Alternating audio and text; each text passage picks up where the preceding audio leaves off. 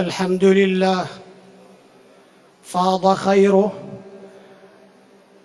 وعم فضله وعلى أمره وجل جلاله واستقر سلطانه.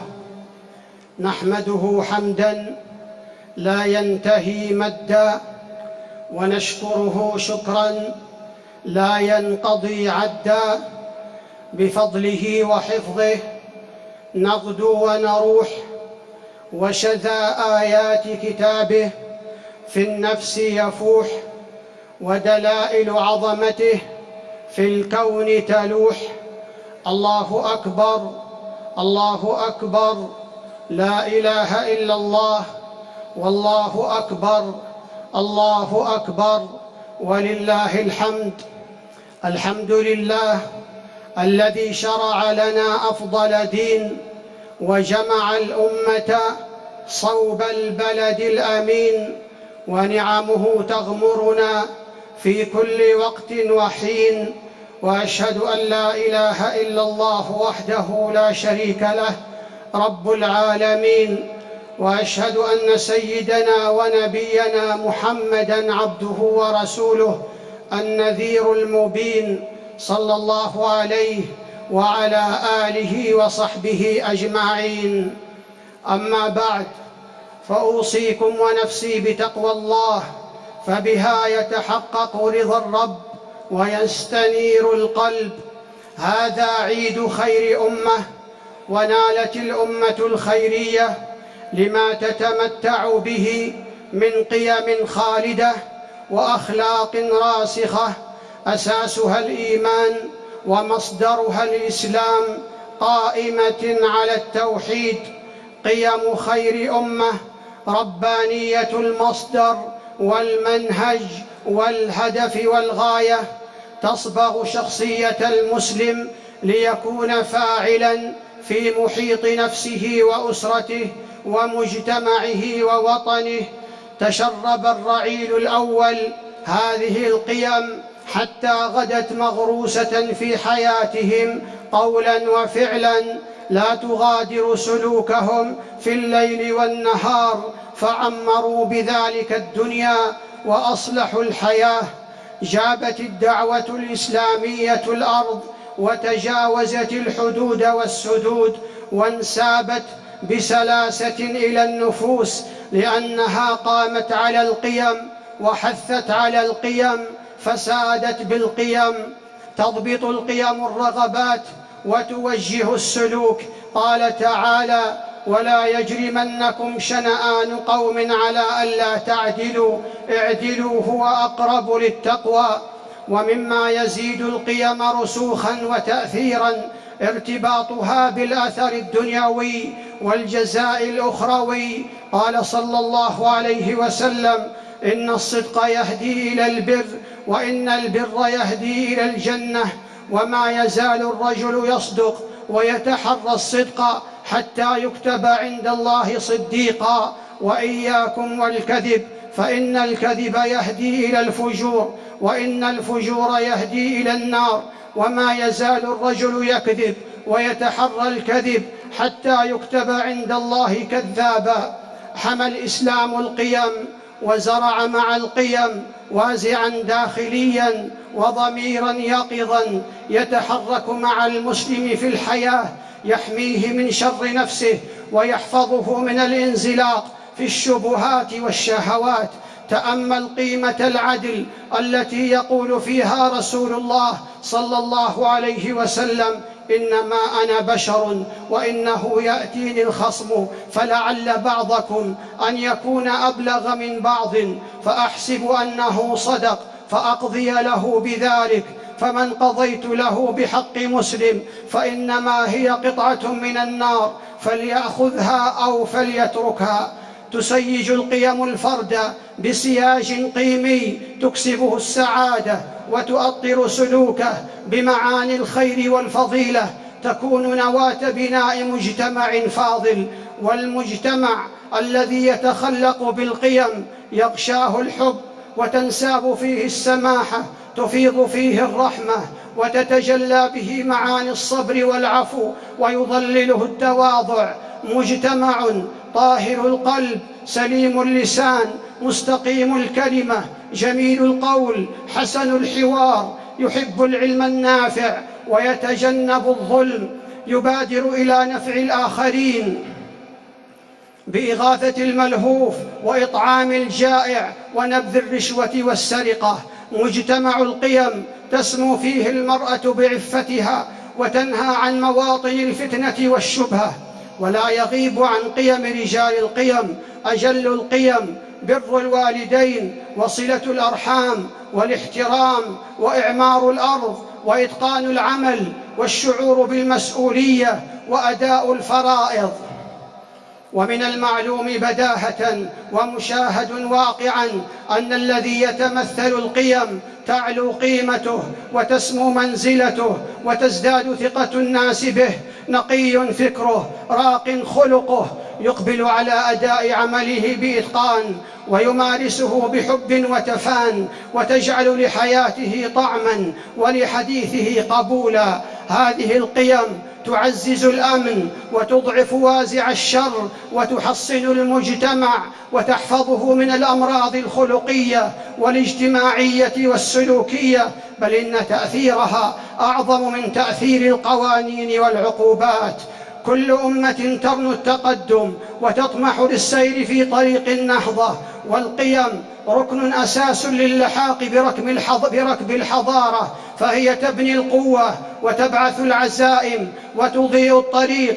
والمجتمع الذي تسود فيه الأخلاق الفاضلة والقيم القويمة نقي تقي حضاري. وكلما حصنت القيم تقوى المجتمع من ضرر يصيبه أو تيار جارف يسحقه، وكلما ضعف التدين ذبلت القيم وتوارت، فعقوق الوالدين والكذب والغش وتضييع الأوقات والتفريط في الأمانة والرشوة والسرقة والتمرد على الفضيلة والتساهل بالحشمة والعفاف أثر من آثار وهن علاقة الناس بربهم. لقد حذر رسول الله صلى الله عليه وسلم من إفلاس المسلم من القيم الذي يفضي إلى الإفلاس الأخروي بقوله: أتدرون ما المفلس؟ قالوا: المفلس فينا من لا درهم له ولا متاع. فقال: إن المفلس من أمتي يأتي يوم القيامة بصلاة وصيام وزكاة، ويأتي وقد شتم هذا وقذف هذا وأكل مال هذا وسفك دم هذا وضرب هذا، فيعطى هذا من حسناته وهذا من حسناته، فإن فنيت حسناته قبل أن يقضى ما عليه أخذ من خطاياهم فطرحت عليه ثم طرح في النار. القيم عباد الله مهمة لكل مجتمع، وفي زمننا الحاجة أشد لطغيان المادة في حياتنا وتعلق القلوب بالدنيا وزينتها، والانفتاح على المجتمعات عبر وسائل الاتصال الحديثة أفرز صراعا قيميا محتدما وتمردا على قيم المجتمع.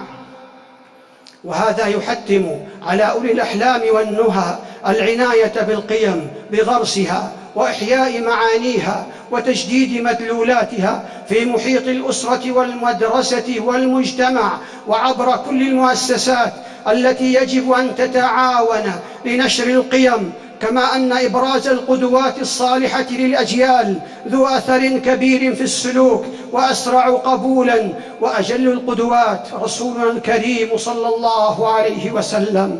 ومن القيم البذل والتضحية من رجال ونساء أوفياء في هذه البلاد المباركة من كل القطاعات وعلى كل المستويات، سطروا مواقف في جبين التاريخ لخدمة الحجاج والزوار، فلهم منا الدعاء والثناء والتقدير. قال تعالى: وما تقدموا لأنفسكم من خير تجدوه عند الله هو خيرا وأعظم أجرا. بارك الله لي ولكم في القرآن العظيم، ونفعني وإياكم بما فيه من الآيات والذكر الحكيم. أقول ما تسمعون وأستغفر الله فاستغفروه إنه هو الغفور الرحيم.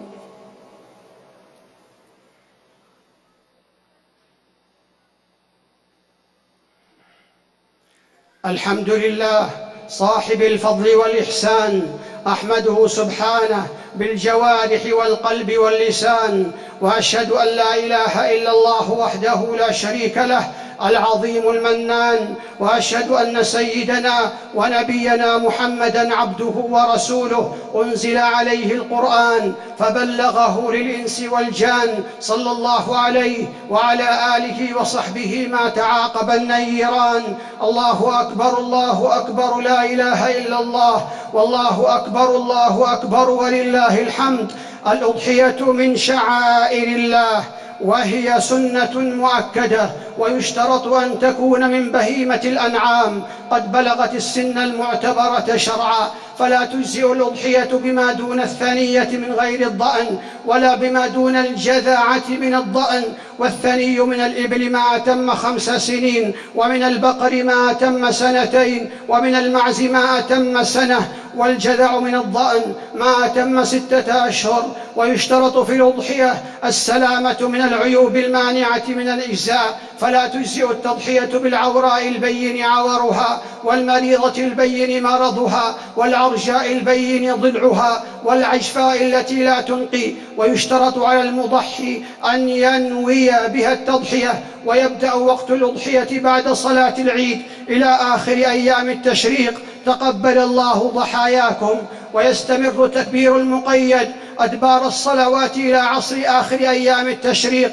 أيها المسلمون، افرحوا بالعيد، والبسوا الجديد، بروا آباءكم، صلوا أرحامكم، أدوا حقوق جيرانكم، وكل عام وأنتم بخير، والأمة الإسلامية إلى سؤدد، والوطن في ظلال وافرة من الأمن والإيمان. ألا وصلوا عباد الله على رسول الهدى، فقد أمركم الله بذلك في كتابه فقال: إن الله وملائكته يصلون على النبي يا أيها الذين آمنوا صلوا عليه وسلموا تسليما.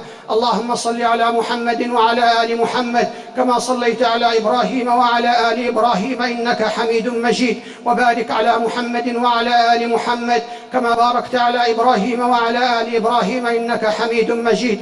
وارض اللهم عن الخلفاء الأربعة الراشدين أبي بكر وعمر وعثمان وعلي، وعن الآل والصحب الكرام، وعنا معهم بعفوك وكرمك وإحسانك يا أرحم الراحمين. اللهم أعز الإسلام والمسلمين، اللهم أعز الإسلام والمسلمين، وأذل الكفر والكافرين، ودمر أعداءك أعداء الدين، واجعل اللهم هذا البلد آمنا مطمئنا وسائر بلاد المسلمين. اللهم من أرادنا وأراد بلادنا وأراد الإسلام والمسلمين بسوء فأشغله بنفسه، واجعل تدبيره تدميره يا سميع الدعاء. اللهم إنا نسألك الجنة وما قرب إليها من قول وعمل، ونعوذ بك من النار وما قرب إليها من قول وعمل. اللهم إنا نسألك من الخير كله عاجله وآجله ما علمنا منه وما لم نعلم، ونعوذ بك من الشر كله عاجله وآجله ما علمنا منه وما لم نعلم. اللهم إنا نسألك فواتح الخير وخواتمه وجوامعه وأوله وآخره وظاهره وباطنه، ونسألك الدرجات العلى من الجنة يا رب العالمين. اللهم إنا نعوذ بك من زوال نعمتك وتحول عافيتك وفجاءة نقمتك وجميع سخطك. اللهم إنا نعوذ بك من العجز والكسل والجبن والبخل والهرم وغلبة الدين وقهر الرجال. اللهم أعنا ولا تعن علينا، وانصرنا ولا تنصر علينا، وامكر لنا ولا تمكر علينا، واهدنا ويسر الهدى لنا، وانصرنا على من بغى علينا. اللهم اجعلنا لك شاكرين، لك ذاكرين، لك مخبتين، لك أواهين منيبين. اللهم تقبل توبتنا، واغسل حوبتنا، وثبت حجتنا، وسدد ألسنتنا، واسلل سخيمة قلوبنا. اللهم ارحم موتانا، واشف مرضانا. اللهم إنك عفو تحب العفو فاعف عنا. اللهم إنك عفو تحب العفو فاعف عنا. اللهم اغفر لنا ما قدمنا وما أخرنا، وما أعلنا وما أسررنا، وما أنت أعلم به منا. أنت المقدم وأنت المؤخر، لا إله إلا أنت. ربنا ظلمنا أنفسنا، وإن لم تغفر لنا وترحمنا لنكونن من الخاسرين. اللهم وفق إمامنا خادم الحرمين الشريفين لما تحب وترضى. اللهم وفقه لهداك، واجعل عمله في رضاك يا رب العالمين. اللهم وفق ولي عهده لكل خير يا أرحم الراحمين. اللهم وفق جميع ولاة أمور المسلمين للعمل بكتابك وتحكيم شرعك يا رب العالمين. ربنا لا تؤاخذنا إن نسينا أو أخطأنا، ربنا ولا تحمل علينا إصرا كما حملته على الذين من قبلنا، ربنا ولا تحملنا ما لا طاقة لنا به، واعف عنا واغفر لنا وارحمنا، أنت مولانا فانصرنا على القوم الكافرين. ربنا آتنا في الدنيا حسنة وفي الآخرة حسنة وقنا عذاب النار. إن الله يأمر بالعدل والإحسان وإيتاء ذي القربى وينهى عن الفحشاء والمنكر والبغي يعظكم لعلكم تذكرون. فاذكروا الله يذكركم واشكروه على نعمه يزدكم ولذكر الله أكبر والله يعلم ما تصنعون. الله أكبر الله أكبر الله أكبر، لا إله إلا الله والله أكبر الله أكبر ولله الحمد.